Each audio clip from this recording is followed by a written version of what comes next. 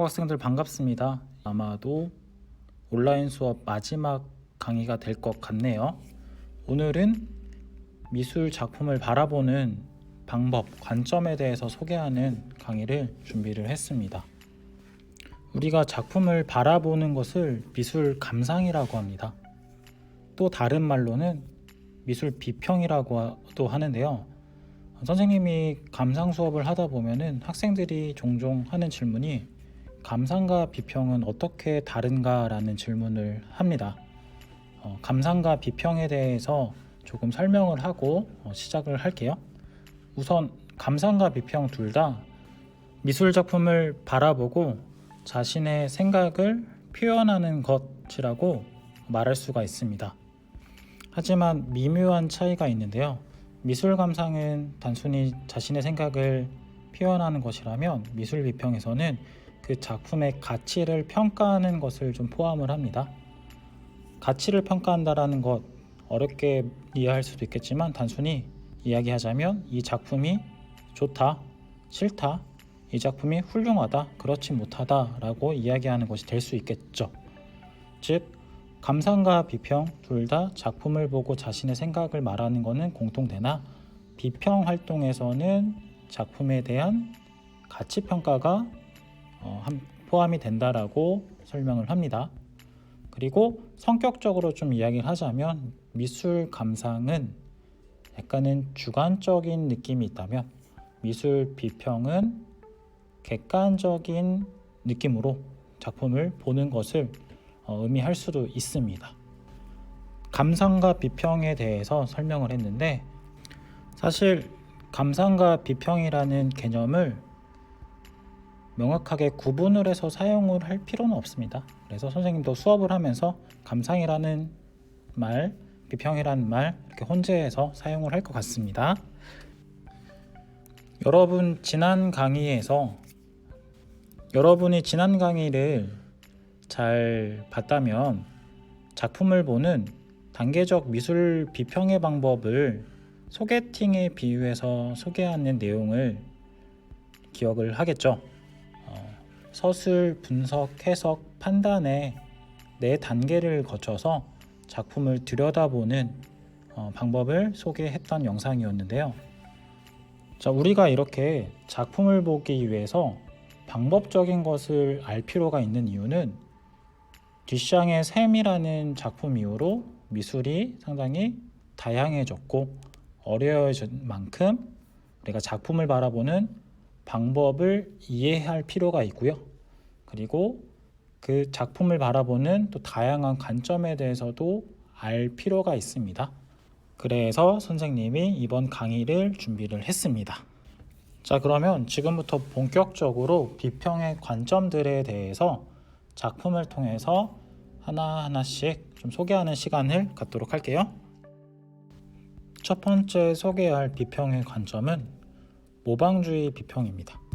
모방주의 비평은 여러분들이 작품을 바라보는 가장 보편적인 관점일 수도 있을 것 같습니다. 자, 지금 보고 있는 사진은 사진이 아니라 그림입니다. 자, 사람의 얼굴이 있는 그림인데요. 척클로스라는 작가 자신의 얼굴을 그린 작품이고요. 이 그림에 대해서 조금 묘사를 하자면 이 척클로스라는 작가는 사진기보다도 더 사실적인 그림을 그린 작가로 유명합니다. 붓자국조차 남기기 싫어서 에어브러시라는 기구를 이용해서 물감을 분사해 가면서 그림을 그렸고요. 엄청 큰 캔버스에 그림을 대형 이미지로 그리면서 가까이서 보면은 사람의 모공까지 솜털까지도 묘사되어 있는 것을 확인할 수 있는 그림입니다. 척클로스의 이런 작품을 극사실주의라고 말하면서 상당히 사실적 재현에 집중한 작품이다라는 것을 확인을 할 수가 있습니다. 자, 여러분들이 그림을 잘 그렸다 못 그렸다라는 판단을 할 때 가장 많이 하는 판단의 기준은 얼마나 사실적으로 재현했느냐 그렇지 않느냐라는 부분이겠죠. 그게 바로 모방주의 비평의 방법이 됩니다.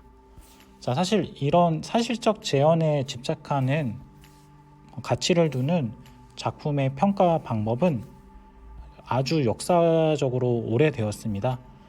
여러분들 온라인 수업 첫 주제가 고대 미술사였죠. 그 중에 가장 먼저 소개했던 내용이 글자가 없었던 시대인 선사시대의 미술을 소개를 했던 시간이 있었는데요. 선사시대의 사람들이 동굴에 이 황소를 그려놓은 이미지를 한번 보면 상당히 사실적이죠.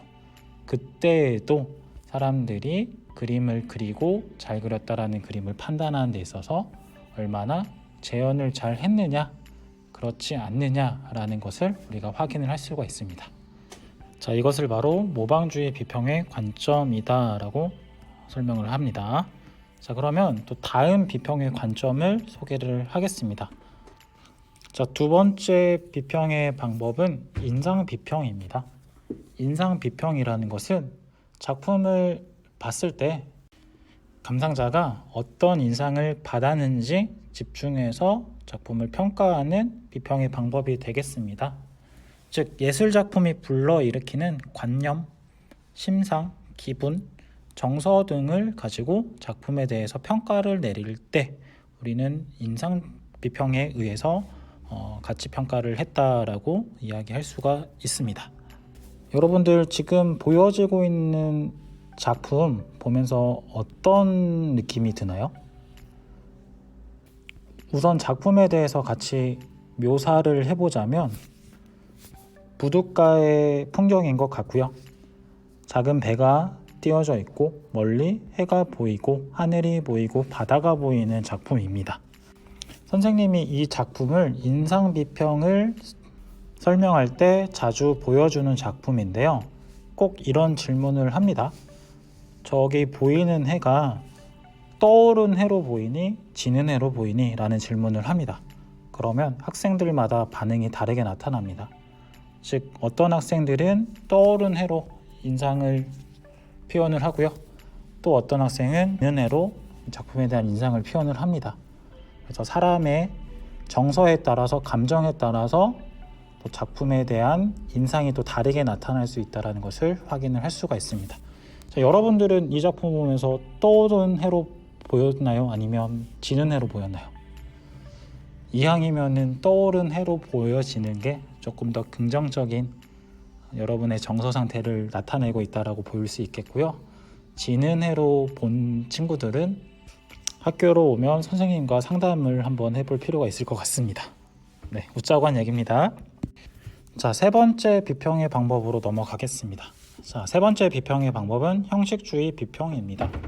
자, 형식이라는 게 무엇인지 소개를 할게요. 미술 작품에 있어서 형식은 조형 요소, 조형 원리 이런 것들이 되는데 여러분들 중학교 때부터 봤던 미술 책에 항상 실려 있던 내용들입니다. 조형 요소에는 점, 선, 면, 색 이런 내용들이 포함이 되겠고요. 조형 원리로는 비례, 대비, 강조, 균형, 점증, 율동 이런 내용들이 될 수 있습니다. 자, 조형 요소와 조형 원리에 대해서 선생님이 소개를 했는데 형식주의 비평에서는 미술 작품의 조형 요소가 또는 원리가 어떻게 사용되어졌는지를 살펴보면서 작품을 분석하는 방법이라고 할 수가 있습니다. 자, 이 작품 여러분들 너무나도 잘 알고 있죠? 아마 작가가 누군지도 알 수 있을 것 같습니다. 몬드리안이라는 작가의 추상화 작품이네요. 자, 이 몬드리안 작품에서 우리가 찾을 수 있는 조형 요소가 무엇이 있을지 한번 생각을 해볼까요?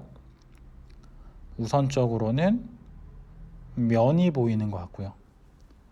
그리고 면과 면의 경계에 있는 선이 또 보이는 것 같고요. 그리고 검은색, 흰색, 그리고 노랑, 파랑, 빨강색의 색깔이라는 게 보이네요. 즉, 몬드리안의 이 작품에서는 조형 요소로서 선, 면, 색 등을 이용하고 있다는 것을 확인을 할 수가 있습니다. 자, 두 번째 작품은 방금 전에 몬드리안의 작품과 좀 유사한 것 같으면서도 좀 다른 것 같은 느낌의 작품이죠. 이것도 추상화 작품이고요. 로스코라는 작가의 작품입니다. 자, 이 로스코 작품에서 우리가 찾을 수 있는 조형 요소는 가장 크게 느껴지는 것은 일단 색인 것 같고요. 그리고 또 찾자면 면이라는 조형 요소 좀 보여지는 것 같습니다. 자, 두 작품을 같이 한번 비교해 가면서 감상을 해보겠습니다. 몬드리안의 작품에서는 선과 면과 색이라는 조형 요소를 이용해서 딱딱하고 비교적 차갑게 작품을 표현하고 있다라고 평가를 할 수가 있고요.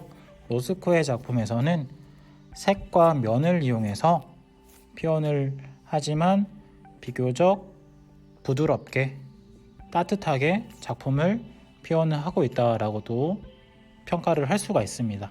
자, 이런 식으로 작품을 구성하고 있는 조형 요소가 무엇인지, 원리가 무엇인지 그런 것들을 분석적으로 접근하는 방법을 우리는 형식주의 비평이라고 말합니다. 자, 네 번째 비평의 방법 소개하겠습니다. 네 번째 비평의 방법은 표현주의 비평입니다. 표현주의 비평을 소개하기 위해서 너무나도 또 유명한 작품을 하나 가지고 왔는데요. 여러분들 다들 잘 알고 있는 작품이죠. 뭉크라는 작가의 절규라는 작품입니다. 자, 표현주의 비평이라는 건 여러분들 이 절규라는 작품을 같이 한번 봅시다. 이 작품 속의 인물이 지금 어떤 심리 상태인 것 같나요? 그 심리 상태가 작품을 통해서 좀 전달이 되고 여러분들이 느껴질 수 있을까요? 네, 표현주의 비평에서는 작가가 느꼈던 전달하고자 하는 이념 또는 감정을 효과적으로 그리고 생생하게 전달할 수 있는지 능력의 여부로 작품의 우수성을 판단하려는 비평의 방법을 이야기를 합니다. 자, 뭉크라는 작가가 사실 정신적인 좀 불안 증세를 겪고 있었어요. 그래서 가끔씩 막연한 공포 두려움을 느끼는 개인적 경험을 했다라고 하는데 그 자신의 느낌을 이 절규라는 작품으로서 표현을 했고요. 너무나도 표현이 잘 돼서 여러분들에게도 그 뭉크의 감정이 정서가 전달되어져 있습니다. 우리는 이런 관점에서 작품을 보는 것을 표현주의 비평이라고 말할 수가 있고요. 또 한 명의 작가 또 추가로 소개를 해볼게요. 이것도 너무나도 유명한 작가입니다. 고우라는 작가의 자화상인데요. 고우 또한 좀 불안 증세가 있었죠. 심지어 자신의 귀를 직접 자를 정도로 불안함을 많이 느꼈던 작가인데 그 고우의 불안함이 어디서 나타나느냐? 뭔가 회오리치는 것 같은 붓터치에서 고우의 불안한 감정을 우리가 확인을 할 수가 있습니다. 자, 이런 식으로 감정과 정서의 생생한 전달에 초점을 맞춰서 작품을 평가하는 것 표현주의 비평이라고 합니다. 다섯 번째 비평의 방법으로 바로 넘어가겠습니다. 다섯 번째 비평의 방법은 맥락 비평인데요. 저희 맥락이라는 의미부터 우리 한번 같이 생각을 해봅시다. 맥락이라는 것은 작품을 둘러싸고 있는 외부 요인에 대해서 하나하나씩 확인을 하면서 그 작품의 의미를 찾아가고 가치를 평가하는 비평의 방법이라고 설명을 할 수가 있습니다. 맥락 비평은 외부 요인이 무엇이냐에 따라서 다르게 접근할 수가 있는데요. 한 가지씩 소개를 하도록 하겠습니다. 첫 번째는 역사적 배경입니다. 역사적 배경, 실제 역사적 사건을 모티브로 해서 작품이 탄생이 되었거나 그 시대의 사회적 분위기를 반영하고 있을 경우 작품만 봐서는 우리가 그 의미를 100% 전달받을 수가 없겠죠. 그럴 경우 역사적 배경까지 살펴봐야지만 그 작품에 대한 의미를 이해할 수 있겠죠. 이게 첫 번째 역사적 배경의 관점이 될 수 있겠고요. 두 번째는 개인적 배경입니다. 방금 전에 역사적 배경이 조금 큰 의미였다면 개인적인 어떤 사건들이 있을 수도 있겠고 성장 배경이 될 수도 있겠고 또 어떤 사람과의 인간 관계에 의해서일 수도 있겠죠. 그런 배경이 작품의 모티브가 되고 주제가 되어질 수 있습니다. 지금 보고 있는 작품 또한 개인적 배경이 주제가 되어서 만들어진 작품인데요. 미술관의 한편에 일정 무게의 사탕을 가져다 놓은 작품이 되겠습니다. 이 작품에 대한 내용은 나중에 학교 현장에서 감상 수업을 할 때 같이 한번 활동지를 통해서 이 작품의 의미를 찾고 생각해보는 시간을 좀 갖도록 할게요.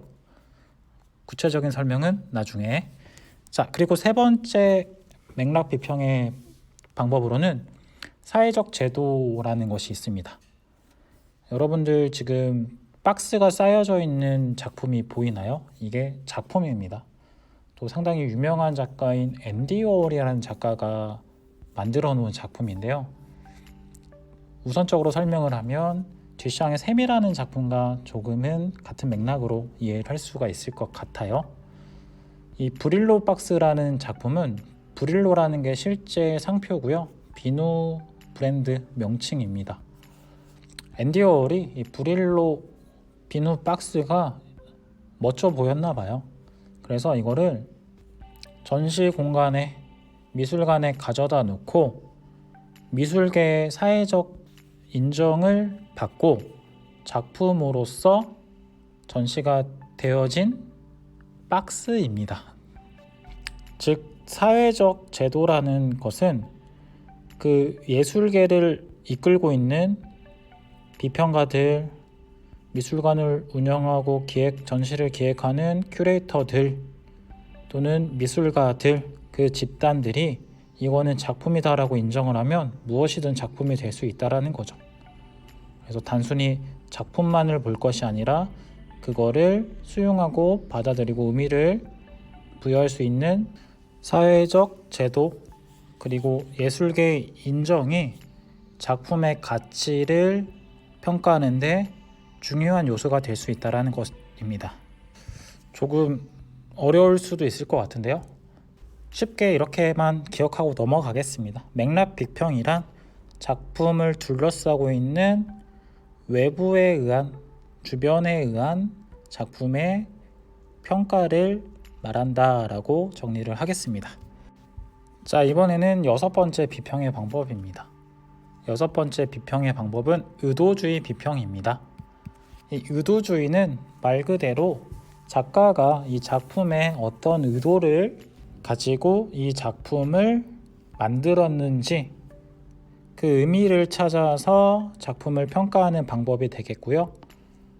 계속적으로 좀 소개되어지고 있는 듀샹 샘이라는 작품, 듀샹이 이 작품에 어떤 의도를 가지고 작품을 출품했는지에 대해서 살펴보는 시간이 있었죠. 의도주의 비평이란 작가의 의도를 파악함으로써 그 작품에 다가가는 방법을 의미하겠습니다. 자, 이번에 마지막 비평의 방법 소개하겠습니다. 도상학적 비평이라는 겁니다. 말이 좀 어렵게 느껴집니다. 도상학이라는 것은 작품에 나타나는, 담겨져 있는 사물이 어떤 상징성을 띠고 있는지 주목해서 작품을 분석하는 것을 말합니다. 작품을 보면서 한번 설명을 해볼게요. 지금 보고 있는 작품은 17세기에 네덜란드에서 상당히 유행했던 작품 주제인 바니타스라는 정물화입니다. 자, 이 정물화에서 공통적으로 등장하는 소재가 있습니다. 그 소재는 지금 보고 있는 해골, 자세하게 보면 보이는 엎어진 유리잔, 꺼진 촛대, 나침반, 책 이런 것들이 될 수 있는데요. 이 각각의 소재마다 상징하는 의미를 띠고 있다고 합니다. 그 의미를 찾음으로써 작품의 주제에 접근할 수 있는 것, 우리는 이런 것을 도상학적 비평이라고 하고요. 자, 여러분들이 보기에 이 네덜란드에서 유행했던 바니타스라는 정물화의 주제는 뭘로 느껴지나요? 해골하면 떠오르는 것 바로 그겁니다. 자, 해골은 죽음을 상징한다고 볼 수 있겠고요. 유리자는 쉽게 깨어짐을 또 의미한다고 볼 수 있습니다. 꺼진 촛대 또한 죽음을 담고 있는 소재로서 우리가 해석을 할 수 있겠죠.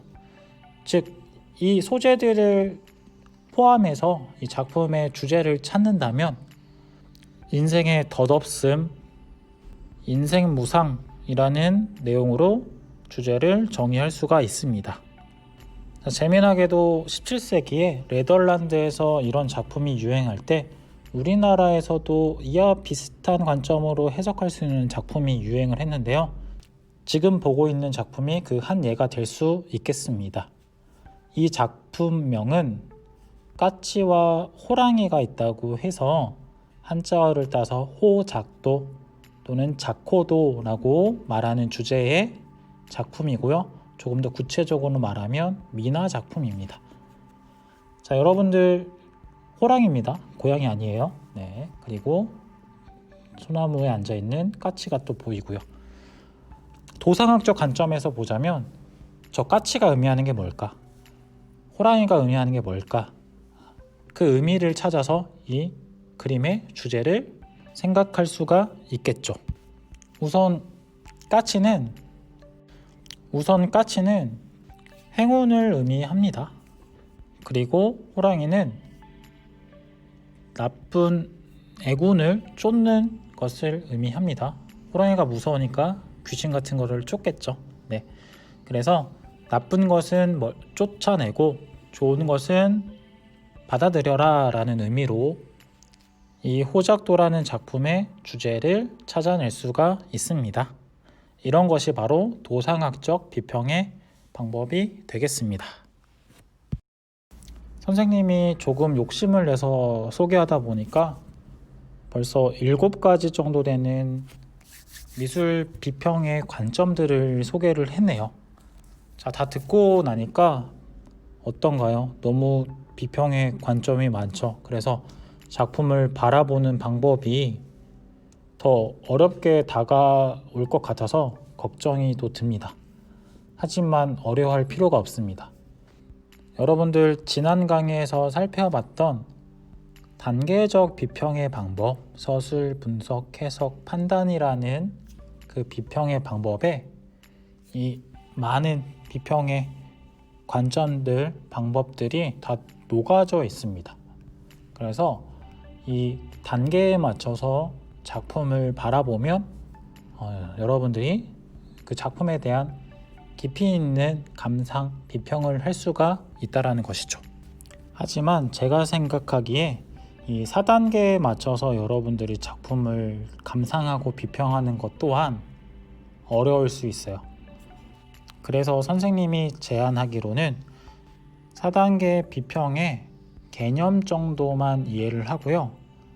여러분들이 작품을 보면서 1단계는 이거 해야지, 2단계는 이거 해야지, 3단계는 이거 해야지, 4단계는 이거 해야지 라고 작품을 딱딱하게 보지 말고요. 작품을 쉽게 볼 수 있는 저만의 비결을 하나 알려주겠습니다. 그 방법은 작품을 보면서 계속적으로 질문을 해보는 겁니다. 그 질문을 방금 선생님이 소개했던 비평의 관점들 또는 비평의 4단계의 맥락에 맞춰서 질문을 해도 더 좋겠고요. 계속적으로 물어가면서 왜 그랬을까? 어떤 의도로 그랬을까? 어떤 배경에 의해서 그랬을까? 이런 식으로 작품을 바라본다면 훨씬 더 쉽고 또 흥미있는 작품 감상, 비평이 될 수가 있습니다. 선생님도 미술 작품을 보면서 그런 식으로 작품을 보고 있습니다. 저만의 비법인데 여러분들에게만 알려줍니다. 자, 오늘 강의 내용이 좀 마무리가 되어져 가는데요. 혹시나 비평 수업을 하면서 더더욱 여러분들이 미술 비평에 대해서 어려움을 느낄까봐 걱정이 되기도 합니다. 그래서 이 개념만 알려주고 수업을 마무리 지을게요. 미술에는 유일한 답이 존재하진 않습니다. 미술에서의 답은 여럿일 수가 있겠죠. 즉, 정답이 없다라는 거죠. 정답이 없는 문제를 푸는 것, 그것이 바로 미술입니다. 그래서 틀릴 것을 두려워하지 말고 여러분들이 열린 개념으로서 미술을 바라보고 각자의 기준에 맞추어 즐기면 되겠죠. 선생님이 개인적으로 안 좋아하는 과목 중에 하나가 수학입니다. 정해진 답을 찾아야 하니까요. 하지만 미술은 정해진 답이 없습니다. 여러분들이 생각하는 그것이 정답이 될 수 있다는 것이죠. 그렇게 생각을 한다면 미술 감상 비평이라는 것이 너무나도 쉽게 생각이 되어질 수 있을 것 같아요. 자, 지금까지 여러분들에게 작품을 바라보는 관점, 현대미술의 개념을 소개하는 강의를 진행을 했습니다. 여러분들을 아직 직접 만나진 않았지만 이 온라인 수업을 통해서 작품을 바라보는 방법, 현대미술에 대한 개념, 그리고 고대 미술에 대한 기초까지 학습할 수 있는 시간이 되었던 것 같아서 선생님도 의미 있게 생각을 합니다. 실제 미술 수업에서는 이론적인 내용을 이렇게 진득하게 진행하기가 사실 좀 어려움이 있는데, 한편으로는 이 온라인 수업이 기회가 되어서 여러분들에게 조금 깊이 있는 내용들을 또 전달할 수 있어서 좋은 시간이 된 것 같아요. 하지만 더 좋은 시간은 여러분들과 직접 학교에서 만나서 수업을 진행하는 게 더 좋을 것 같네요. 다행히도 이제 다음 주에는 학교에서 여러분들을 볼 수 있을 것 같습니다.